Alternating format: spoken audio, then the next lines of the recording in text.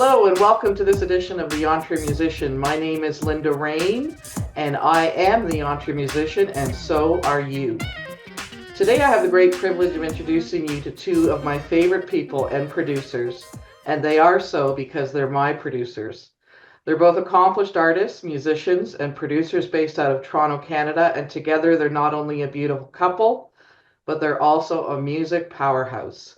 Please welcome Robert, Philipp, and Cynthia Knight. Welcome, Robert and Cynthia. Thank you.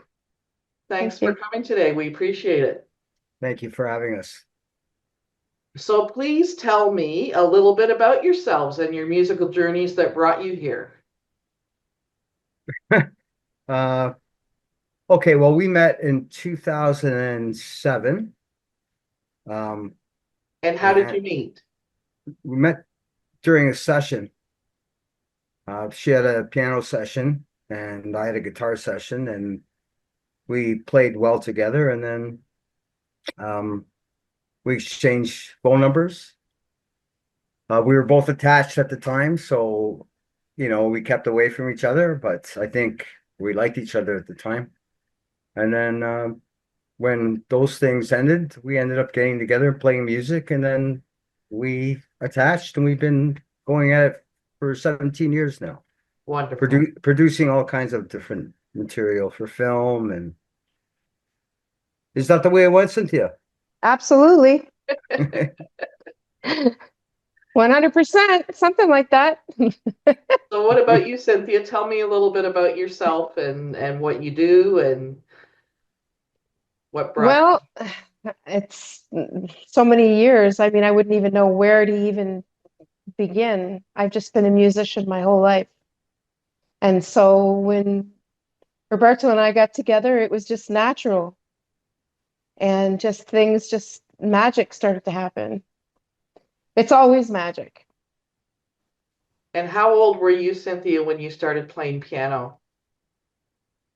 I think I came out playing the piano, actually. Wonderful. No, I'm joking. I would say probably at my earliest is around 3, because my sister played. Okay. So I would hear her playing and I would hear the melodies she was playing, and I would just go out and see if I could figure them out. No, she played them. That's kind of how it started. She's a prodigy, because apparently she'd hear melodies and go up and start playing them. Everybody would like look at her and go, "How? What?" Wow. And Well, she did the same thing with accordion. Like Wow. your dad's friend came over, he played this big accordion, and Cynthia kind of got up as a little kid, and isn't that the way it went? Kind of like, yeah. Anybody who came over who had an instrument, like it was she like just played. I was drawn to it. But I think the piano was the first one I really learned well. That was the first one. And most of my writing is always on the piano. And sometimes on guitar, but mostly on piano. And you grew up in Nova Scotia, right, Cynthia? I did. Cape Breton Island. Wonderful. And Yes. music is just such a staple there. Oh, it is. Yes. Yeah, I grew up like we would go, the community, whatever the community hall was doing, people would get together and play. And we would just get up and jam. Like I remember that from 8, 9 years old, being there, because everybody played something. It's just a musical culture there. Yes, it is. It's hard to explain to people who've never been there. Yes, I grew up there as well, so I can certainly relate. I bet. Now, Roberto, how old were you when you started playing guitar? I was 5. And to make a complicated story short, I began my studies in Venice, in Italy. Wow. At a school called Fiori della Musica, which means the flowers of music. Nice. So I started there, and I kind of lived in Venice for the first 18 years of my life, 6 months at a time. And so when I came back here, I was studying here, go back, study there. And then I got into flamenco. only because I wanted to learn the technique. They wanted me to be a purist, and I couldn't do it because I liked several different genres of music, and then jazz, and then the blues thing was more listening, not really studying. There wasn't a lot to go by. Oh yeah, that's the way it went for me. Wonderful. So, at what age, Robert, would you say that you started writing songs? Uh, Probably 9 or 10 years old. I used to write a lot of stories that looked like songs. So then I started to, play chords, and I started to find out that some of the lines were too long. So I start condensing natural progression. So about 9, but then I remember writing a song called Dying Day when I was 13, and it was about war. And it was pretty profound for the time. Um, Nobody talked to me after that. And Cynthia, how old were you when you wrote your first song? Do you recall? I do actually. I was 7, and I remember there's a song that Burton Cummings did called da da da da ba bum Rhapsody, I think. Da da Okay. da da da da da da da da da. And that melody stuck with me, and I started sort of writing a melody with chords off it.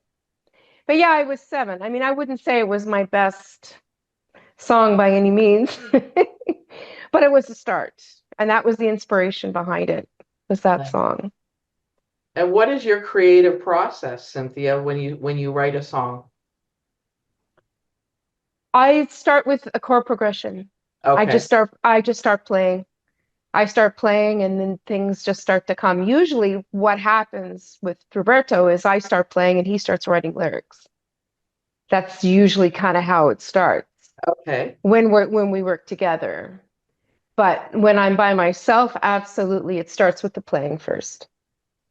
And what about you, Robert? It changes depending on what situation I'm in, what state of mind I'm in. If I'm down, um, it usually it's the lyrics. Like I'll write a song in 5 minutes, and then because I'm not that much of a singer, a melody does come to my head. I just can't sing it properly. So I grab my guitar and I imagine what chords would go with that melody. And it starts like that usually. Sometimes it starts like Cynthia says with the chords, depending on where I'm at up here, depending how things are looking out there. If I'm down, it's like it's pen to paper. And And as if I I recall, the first album that you did was it Desperate Ways? that was the first one on a major label. First Okay. one, the Tell me first a one little I about that. oh that was a fluke. I was doing a lot of instrumental music because I was not confident with my vocals at all. And I ended up doing 2 films for a Romanian filmmaker, all instrumental. And then he said, I know this executive that works for Sony. He's in town. He's looking for lyrical kind of blues tinge stuff. He goes, kind of a little bit like Dire Straits. And I said, I kind of have stuff like that. And he goes, I don't know. I didn't know you sang. I said, well, I really don't, but if Mark Knopfler can do it and Bob Dylan can do it, I'll give it a shot. I gave them the tape, and yeah, the next day it was a record deal and then searching for a producer. And Peter Moore came into play. And I didn't like the way it was going because I had written the songs very acoustically and a lot slower, but they wanted things rocked up and all that. And it took 2.5 years to do the album because of Peter Moore's schedule. He was working with the Cowboy Junkies and a lot of people. So I was kind of after hours until we got it done. And then, yeah, then I went off to Europe. And it was, I was happy with the with the result So was of I. oh, well, but regarding the album itself, there's probably 3 songs that I wouldn't change.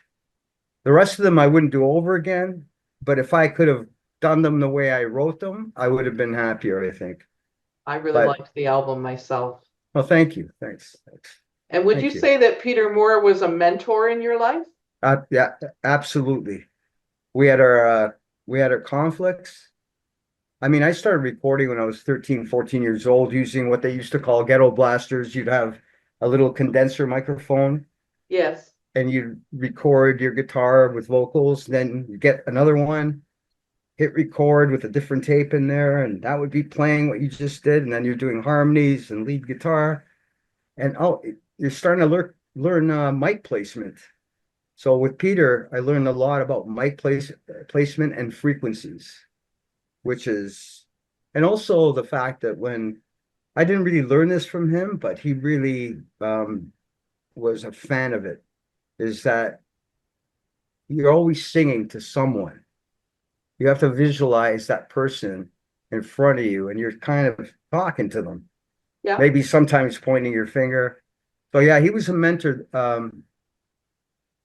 a lot regarding gear and like the frequency thing was really important, and placement, pan laws, and mic technique and all that stuff. Yeah, big mentor. I lost him. Uh, November 11th was a year ago, So and sorry to hear that. I miss him dearly. Even though we had our conflicts, but we remained really, really tight until the end. So I'm happy about that. Now, what about you, Cynthia? Did you have a mentor in your musical journey? I had many mentors, but my journey was a little bit different from Roberto's. I was much more heavily involved in classical music. Okay. And so growing up for me, it was always different competitions I was in. And I worked with a lot of different teachers, and I learned a lot of things from a lot of people in a lot of different genres. And so then when Roberto and I got together, and he was very versed in a lot of different genres as well, and wrote in just about every genre there is. It was good because I had done so many of those things. Musical theater, growing up, I dabbled in that too. I worked with a few symphonies. Oh. So a little bit different. He went more the blues and rock and roll route, but it's cool when all of those styles come together, Exactly. because you get sort of a different, you can feel all of those genres and what we're doing, you know? Yeah, you guys really complement each other. Thank you. Especially when she punches me in the eye. Even the singing, like that all came from musical theater, to be honest. Like singing backups, all of it. Yeah. And Pretty Cynthia, much you came teach from as that. well, correct? Teaching is a big part of my life. Yeah, it always has been. I never planned on being a teacher, but that journey started when I was 15 because people started saying to me, "Could you teach me how to play this? And could you teach me how to play?" That's how it literally started. Okay. That's Yeah. wonderful. So trial and error, you know? You just keep doing it and practicing it like everything Well, else. well, here's the funny thing too. She's the music teacher for the middle school that I went to. Wow. Which is no And longer a middle school now. It's a kindergarten to 8 now. so my music teacher, his name So was Mr. Shore. He was an older guy and he used to drool from both sides of his mouth. And he'd say, "Now listen to me." He'd be one of these guys. And I'm thinking, man, if I could go back and she was my teacher, I would be early and I wouldn't be leaving, you know. I want to learn how to play the tuba, anything. yeah. Oh, my music teacher was just brutal. But she's at the same school, which is ironic. Yes. Full circle. Yeah, It full is. circle. And I'm running a full band program and a couple of choirs. We're performing all over the place. So it's That's nice. wonderful, Cynthia. It's really nice because I I am a piano player, but I'm an instrumentalist too. Like I really enjoy playing everything that I can. Oh, that's wonderful. So, Robert, what would you say you love the most about producing music? Ah, I like I like when I get a demo and I listen to it. I listen to the lyrics, the direction, the feel. So right away, I think there's a gift that happens you don't know about, but I can hear the inception of it, the middle and the end. I can foresee what I want it to sound like. And I think that comes from years of multi-tracking where, like on a 4-track, for example, you would record rhythm guitar, vocals, and whatever, a bass. Then you would take that, take those 3 tracks and bounce them to one, back and forth. So you had to kind of conceptualize the finished mix because once you did it, you couldn't go back. It was done. Just like when the Beatles did Sgt. Pepper's, that kind of thing. So for me now with this new equipment, there's no bouncing tracks because it's endless. But I still use the same concept. I have to visualize and audibly hear the ending. Otherwise, I can't touch it until I hear it in my head first. So that's the way it works for me. And that's why whenever I bring a song to you, I just leave it in your hands because they're very capable hands. I appreciate that. And the thing is, it's very personal. Production is very, very personal. If I can connect with the song, I I'll do it. If I don't, I just won't do it. Yeah. But it's like that. It's like I do well with singer-songwriters because working with bands, you know, people start fighting. Yeah. And I don't need it. No. It's better this way. It's very personal. Plus you get to know the person through their songs, obviously. And I wouldn't mess with you after those songs you wrote about men. Not me, man. What do you want me to do? Okay, no problem. And Cynthia, what do you love about music production? I love seeing where it goes. Whenever I have a part that I have to do, and I'm contributing, what I'm feeling to what Roberto's already done. So it's like he doesn't really know where I'm going with it. And I don't really know where he's going to go with it after I'm finished. That's true. It's like it's like a puzzle that just kind of comes together and you just don't really know how it's going to end up, but it's always good, if that makes any sense. Absolutely. That's great. What would you say is one of the biggest challenges you have to deal with as a music producer? Is that for both of us? That's for both of you. Challenges? The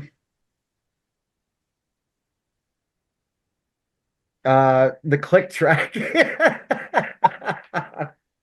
My benefit, wasn't it?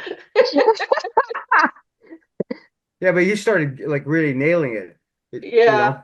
Sure I did, Robert. Well, yeah. Thank you. Well, you did. But no, it's not it. It's more, I don't think I have any. People talk about AI a lot now, right? Yes. Everything is AI. And I swear to God, I don't feel threatened by it at all because it's a I'm not going to call it a trend because it's only going to develop, but it's a culture on its own of people who believe in it. And Yes. when there's a culture, there's always a counterculture. And I'm on that side, the counterculture, because you know what? A lot of these AI mastering, they rely on algorithms and they sound pretty good, but there's always that something missing. Like I said, though, it's subjective. Like for me, I might hear a little bit more bottom end where for someone else it's fine, just like that. I just don't feel threatened because I don't think whoever's designing these things cannot think like everybody. We're making it like a, you know, general thing. So that it's not a challenge, that part of it. I guess no, nothing. I look forward to more. There's That's no wonderful. I don't feel challenged regarding production. In fact, I feel I'm free of all contracts. I can do whatever I want, Yeah. you know, and work with the artist, which is what record companies used to do. Yes. And Cynthia, what about you?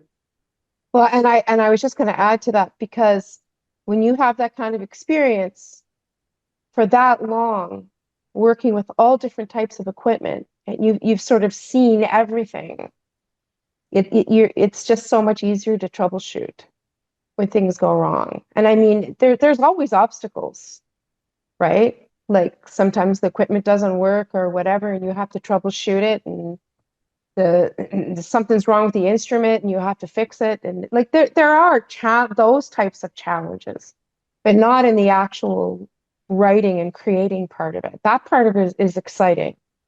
Yeah. That's what makes it exciting because you don't really know where it's going to end up. And the next thing you do tells you what you're going to do next. So it builds on itself. Yeah, it does. Yeah. Good way of Mm. saying it. And what would you say, this is to both of you, is your biggest challenge as artists? I don't have any. No. I don't. I don't feel any pressure. I don't listen to radio. I don't know what's hip. If you start naming names of, you know, people, I've heard their names, but I don't really know what, you know, Taylor Swift was a big thing. I never heard anything that she's ever done Yeah. until she did this Eras tour or whatever. Yeah.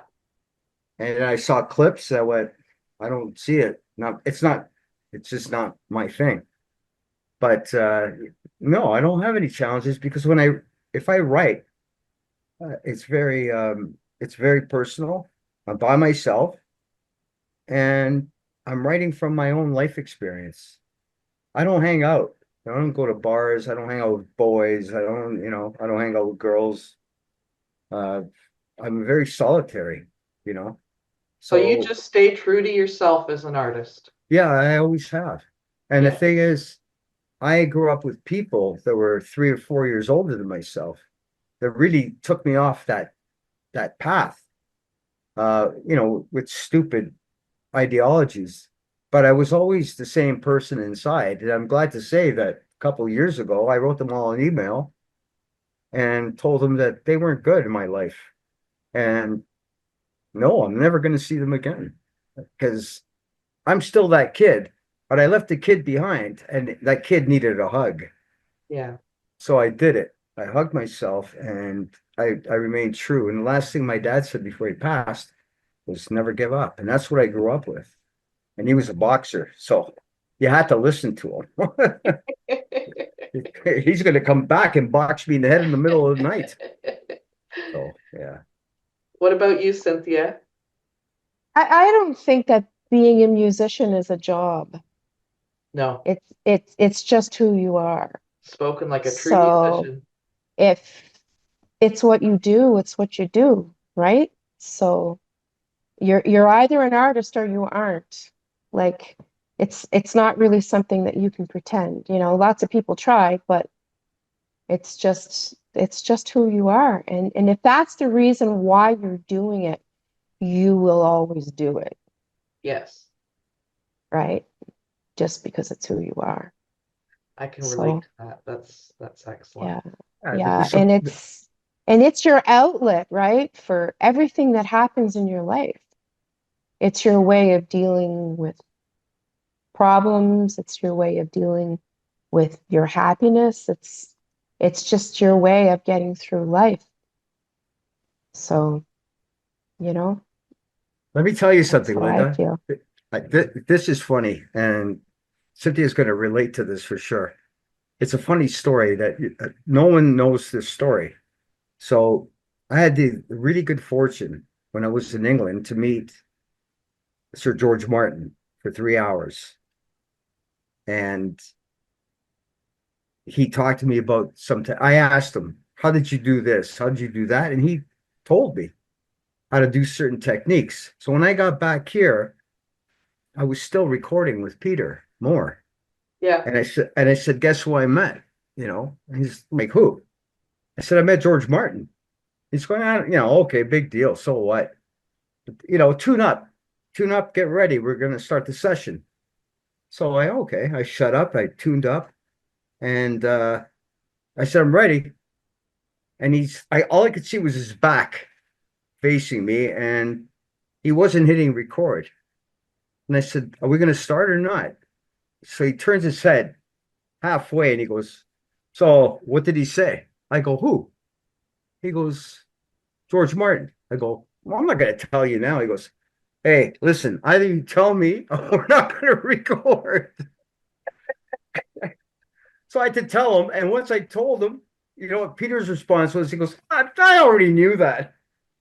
So there was that little bit of ego going on, after someone was successful, but he was still really down to earth. And it was funny. It just became a funny joke. If I'd see him, I go, yeah, you already knew that. He goes, of course, I've been doing it for years. And he didn't. I think he did afterwards. So this is my last question. How do you feel about the music business today compared to 20 years ago? And if you could change anything about it, what would it be? Wow. Wow. Where do you even start?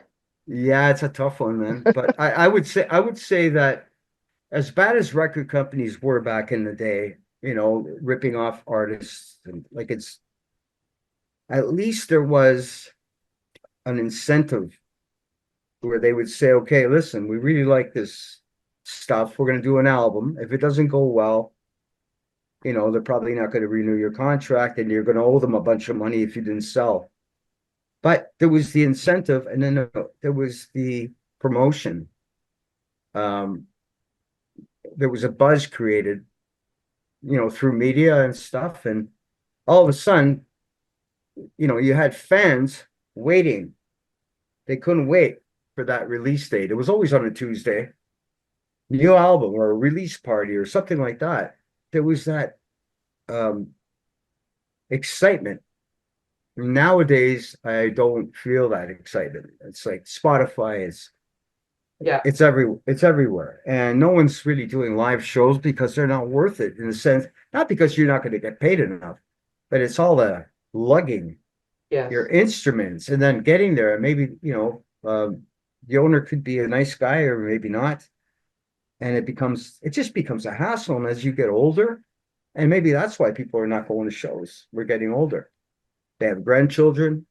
Unless they're going to go see the Rolling Stones or something huge, they're not going to go to the bar and watch, a local act. They're just not. It's too much effort. So the business has changed enormously. I think music has become more of a tool than an art. It's used for things. Yeah. And I see music in a cloud still. And that's where I want to keep it. Like I'd like it to get full and rain. But I don't want to be part of this nonsense. I don't see it. So I'd say to young people, if you love music, make music. If you think you're going to make a living off it, you're making a mistake right now. It's going to be hard to make a living. But if you think you can pursue it and not starve, go for it. What about you, Cynthia?